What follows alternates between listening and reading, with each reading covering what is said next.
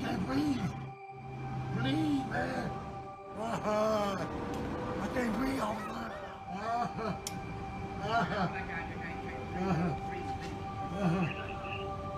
He started calling his mama name, mama, mama, mama. And that's when he stopped talking. I'm through. I know you're in. Get off of him now. What is wrong with y'all? He's not responsive right now. He's not responsive right now, bro.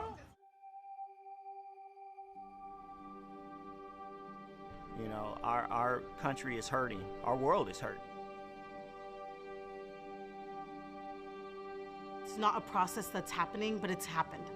Portland has replaced Black people with Black Lives Matter signs. Black people in Oregon were not allowed to be in here, and they had a certain amount of time to get out or they would get slashes. So like knowing why there's not a lot of Black people in Oregon, there's a reason for that.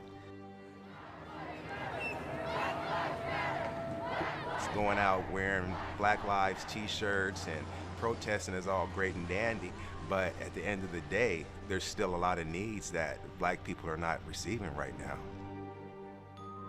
Lionel, Mary, Jai, and Anthony are educators at Woodlawn Elementary School, the place we spent the entire 2019-2020 school year telling stories and documenting life. And it's very amazing that you all decided to, you know, follow us this year, because this is a year that our children will be talking about in history classes all around, you know, in the future about the impacts. And unfortunately, we're not even sure of all the ramifications of this and how it's going to impact us in years to come.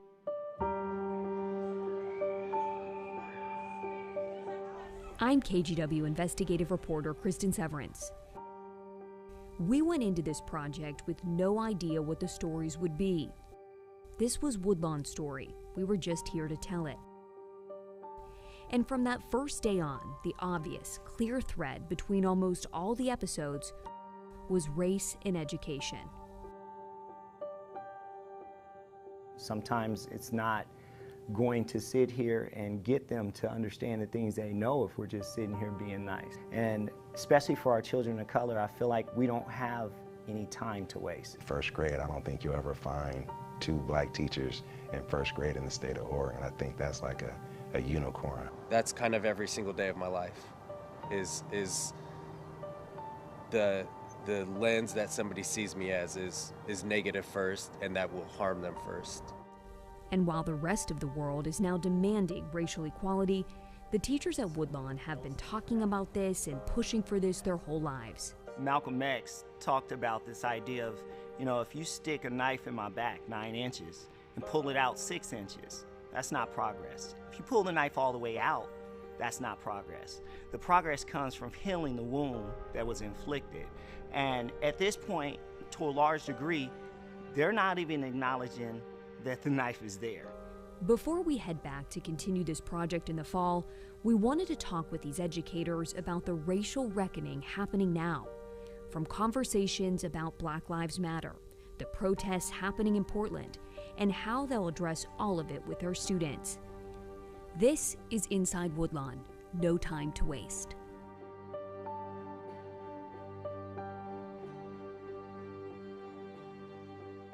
Lionel, so tell me, I mean, last time we talked, it was end of the year, episode 10. How are you doing? How are you feeling? I'm doing okay. I've been enjoying my vacation, taking time to spend time with my family, and just really getting out and trying to have a little decompression time. So I'm doing well, despite the exhaustion of what's happening in the world around us. But still doesn't feel like that school year was ever really over. Just taking it easy. I said, taking morning walks and try not to watch the news too much, because it just really, you know, it just puts me in a mood that, you know, puts you in a dark place sometimes, because it's a lot of negativity in the world. And what bothers you about what you see on the news? What bothers me mostly is just the debate about, you know, how Black lives are not being looked at as, you know, a real organization. They're being looked at as, you know, kind of a disruptive group. And, you know, we're still not getting the, you know, I think the equality or the support that we need from, you know, the bigger officials, the president in particular, our officials, even within our schools. I think they're not supporting us fully. And why do you think that? Why do you feel that way? I feel like, in particular, I'm from the eyes of Portland Teachers Program. I'm looking from my lens as Portland Teachers Program because I feel one of the best programs in the state ended this year. I know we talked about that early in the year, but our program ended, which I feel now we need teachers of color in our school, and we kind of just went to the wayside. The Portland Teachers Program, or PTP, was created to get teachers of color into schools. Describe PTP for me, Lionel, in your own words. One word, it would be family. All of the Woodlawn educators in this room, plus kindergarten teacher Aldolfo Garza and 5th grade teacher Adrian Howard, went through PTP. The program paid the tuition for students of color to study teaching at Portland Community College and get their master's at Portland State University. They would then get jobs in Portland or Beaverton schools. But after more than 30 years and hundreds of graduates, Portland State University said it could no longer offer free tuition to students because of budget cuts. The program is now done. After the PTP episode, there was a lot of talk about saving the program, but that never happened. As far as the conversation around Portland Teachers Program, Exactly. I feel like there's a lot of double talk, or there's a lot of people that say we need these things. But for me, proof is in the pudding. What are we doing to keep programs like Portland Teachers Program running? What are we doing to ensure that there are a diverse teaching force and really supporting all students?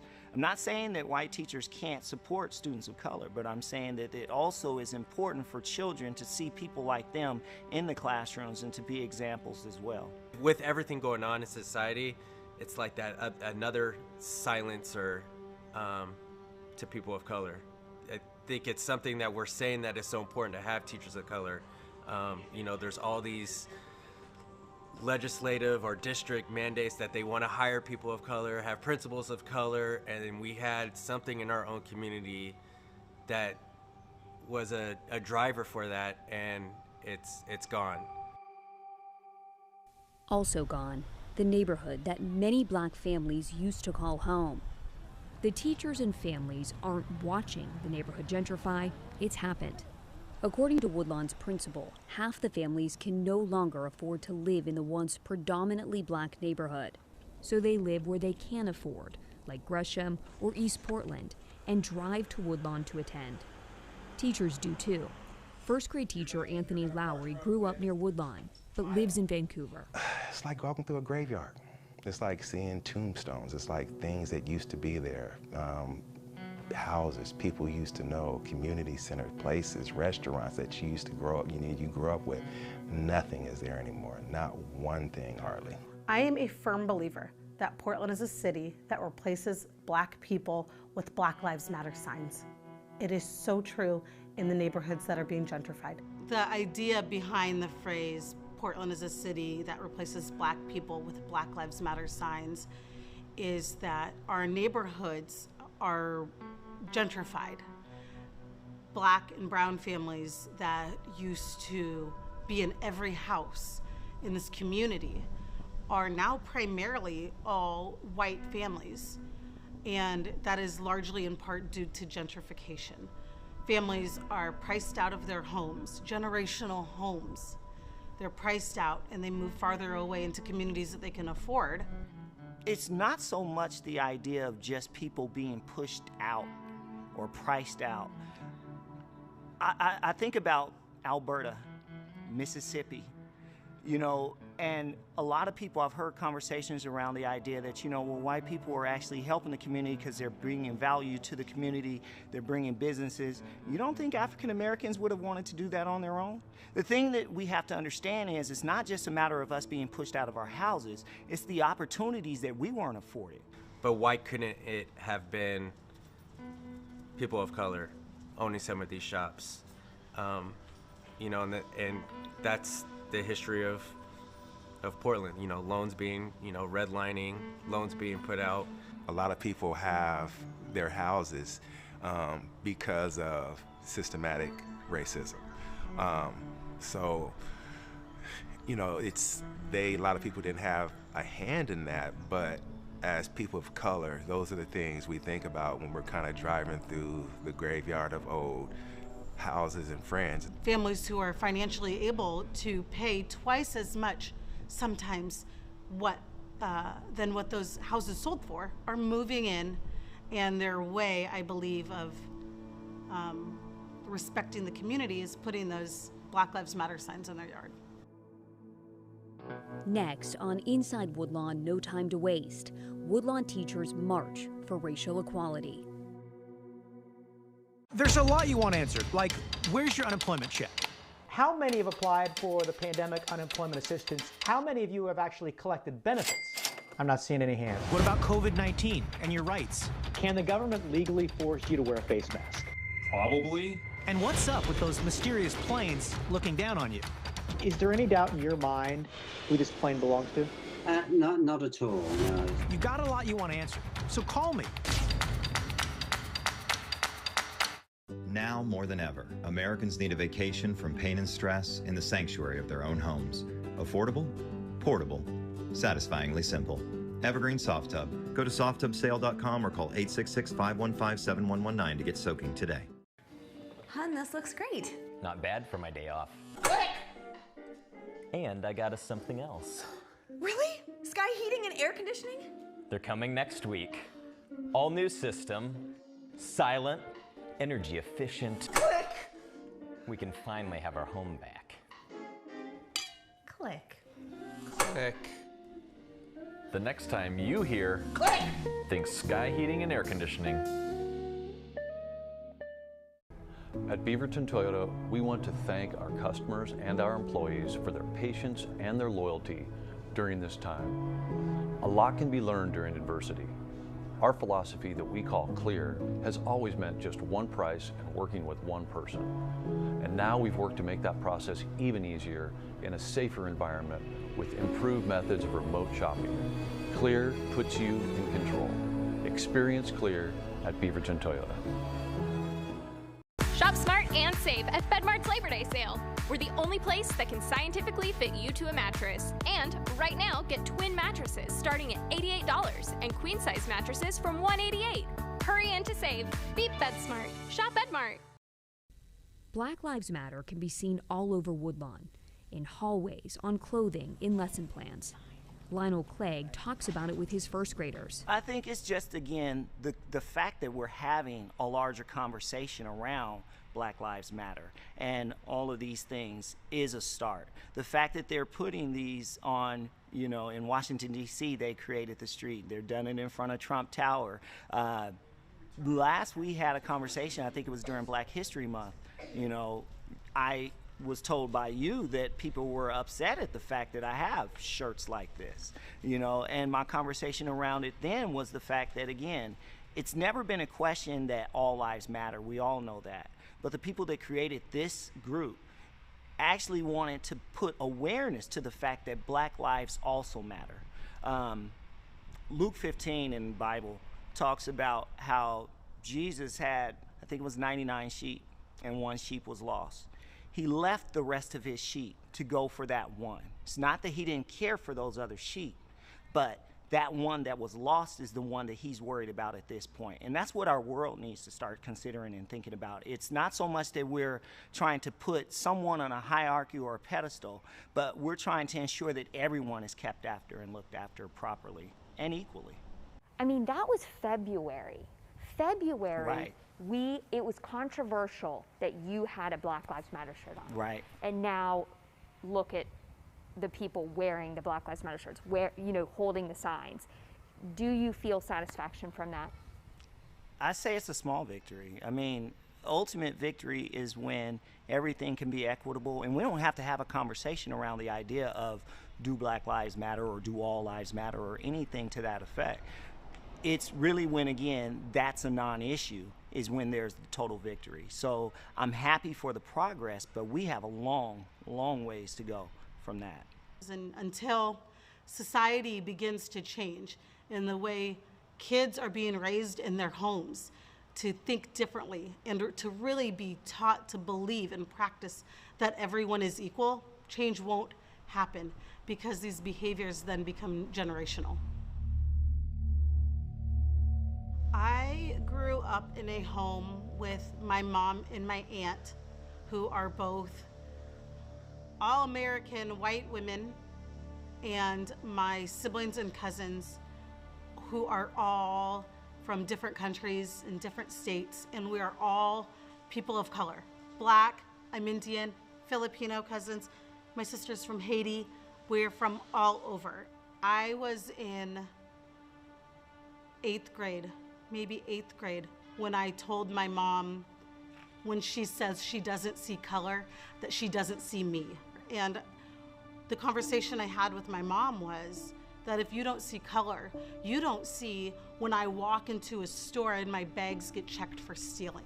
You don't see those lived experiences. You don't see my brother, who is a black male, while opening his locker in high school and seeing a noose hung in it.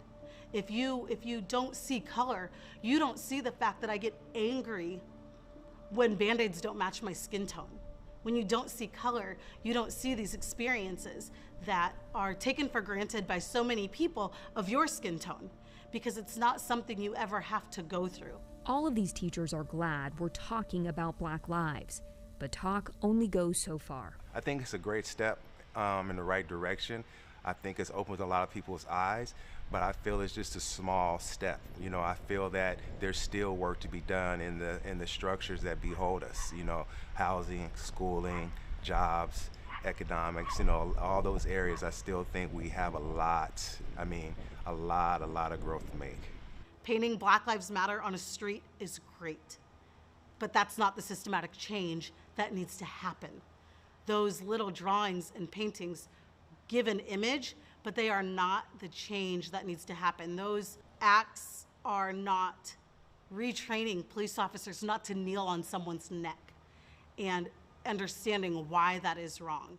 I asked the educators about the marches and demonstrations happening around Portland. I think, again, it's small steps, but I'm very proud to see at least Portlanders stepping up. In a lot of the marches that I see, I have to be honest, I see a lot of white people out there. I know that we're outnumbered anyway when it comes to people of color versus white people in Portland, but at the end of the day, I'm very proud to see the steps that they're taking. And I know for a fact that there are many people who probably 6 months prior to this would not have even considered themselves to be one to do something like this. I know there's been a lot of talk about what's happening when the sun goes down and what's happening during that, and you know, I can't completely speak on that part because I haven't gone to any of the nightly ones. That's where it's easy for politicians to dilute the message of Black Lives Matter. The people that are, you know, most of the people I know that are protesting, that are truly about the cause, are in bed at 10 o'clock at night. So those people up late doing those type of things, I mean, I think they live for those things, and it's just kind of a reason for them to protest or be rowdy or, you know, just cause problems. Because I know myself as a black man, I'm not going out throwing bottles of protesting the police. That's the last thing I want to do. So I can't see anybody that's truly a supporter of that cause even going that route. Woodlawn teachers marched together during an Educators for Black Lives rally. I don't feel like I can describe the love and feeling of togetherness that the teacher protest for Black Lives Matter brought to us.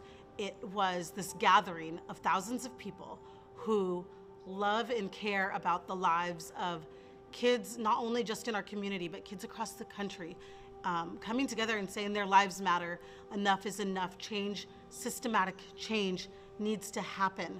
4th grade teacher Jai Blair brought his 13-year-old twin sons and 6-year-old daughter to some of the protests. So race is a big conversation in our household. We talk about race a lot. And so just for them to see it, to hear my little daughter chanting, you know, the names of people that have passed and asking questions about, you know, why the police are shooting black people, and seeing my sons leading chants during the protests, you know, for them to feel like they do have a voice and they don't need to feel ashamed or silenced, that, you know, when they come together in their community and you know, if there's something that is concerning, that they can share that voice out, has been great to see. Family Community Coordinator Mary Evans brought her kids to several rallies too. My 3-year-old went to a protest and he was walking around. We made a Black Lives Matter shirt into a cape, and he was walking around with his fist in the air in his Superman outfit. But he sees it and he knows it.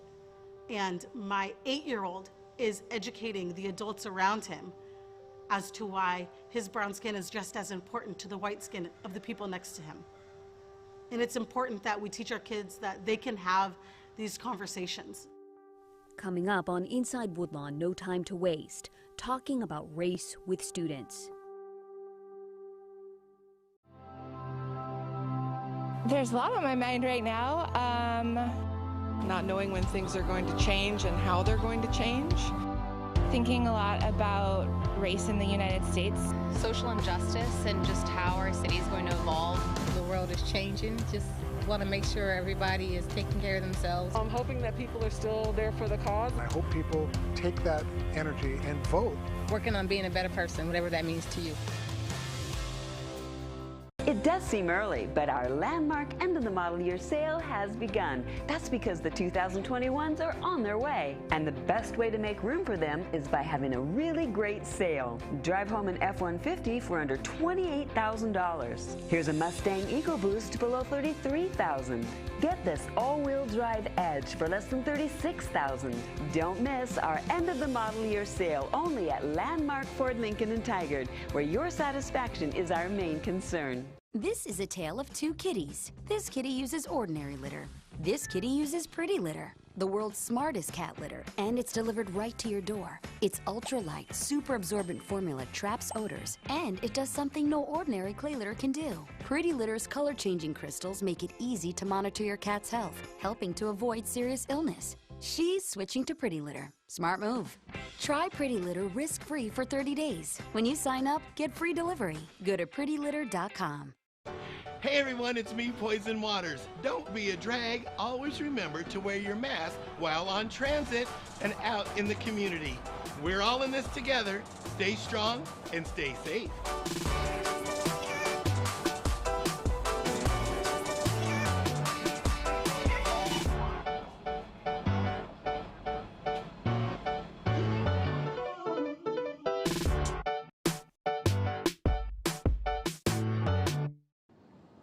Portland Public Schools will start the year virtually, but could move to in-person classes or a hybrid model at some point during the year. What do you think it's going to be like, and how do you feel about possibly going into class like 2 days a week? I'll be honest, I told you, I teach primary. I am very concerned about the idea of working at school right now. And that doesn't mean that I don't miss the kids and don't want to be with those kids. But as far as safety matters and precautions, I don't feel we've done enough, honestly. And I don't feel that we know enough in what to do to ensure safety for all, not just students, but teachers, parents alike. Because again, if one person contracts it at the school, then we easily can spread this to everyone, and then they take it to their homes, which is something that really concerns me a lot. And learning wise, I don't even know what it's going to look like. You know, now with all these protests and history and everything coming out, like as a 4th grade teacher, I'm supposed to teach Oregon history. And so, like, you know, do I do that all virtually? Do I, you know, for a 4th grade student, is that right now completely appropriate? It's almost like teaching in fear almost. It's like you got to be very careful, and you're thinking about, do I have the right mask? And it's challenging, very challenging. The thing is, for me as an elementary teacher, it really will change the scope of the way that I teach. I'm a hands-on teacher. I'm behind you. I'm kind of right there with you. I'm going to be teaching from behind a shield almost for the most part, and I'm going to be cautious about my distance between students. So it really concerns me that I won't be able to be the teacher that I normally am. And now, as Woodlawn prepares to head back to school in the fall virtually, I asked how all of this will be talked about to their students. I mean, you look in my classroom, there's so many different shades of skin color and so many different types of households, and we know that America is built on race, and so if I have that all in my classroom, why not talk about it? Race is part of our society, and if we don't talk about it, then we're having this hidden thing in the closet that doesn't need to be hidden. It's everywhere that we see. I feel it's important because kids see what's going on. They see, they hear it. Even in first grade and kindergarten, at an early age, they formulate ideas. So I think talking about that, letting them speak their truths, letting them, and then kind of just guiding them in the right direction, I think is going to be key. The reason we have these problems, I believe, is because race was never talked about. You know, race was just something you learn from your parents, you know, whatever your parents taught you, or, you know, you may get out into the world and see some different things, but I feel that if you can plant that seed, especially at the primary level, that everybody's equal, talk about, you know, give them examples of, you know, how things have been wrong to certain groups of people, I feel that, you know, that's still very important. I mean, a lot of this stuff that I know now, I didn't learn until college, where I wish I had teachers like me that were talking about that at an earlier age, so that made me feel more comfortable by myself. My hope is, and I can't be so optimistic to think that we're going to completely stamp out racism, but my thought is that people that have racist ideas should be too embarrassed to say it around anyone. That's my hope, and that eventually, you know, that will start to change the way things are happening.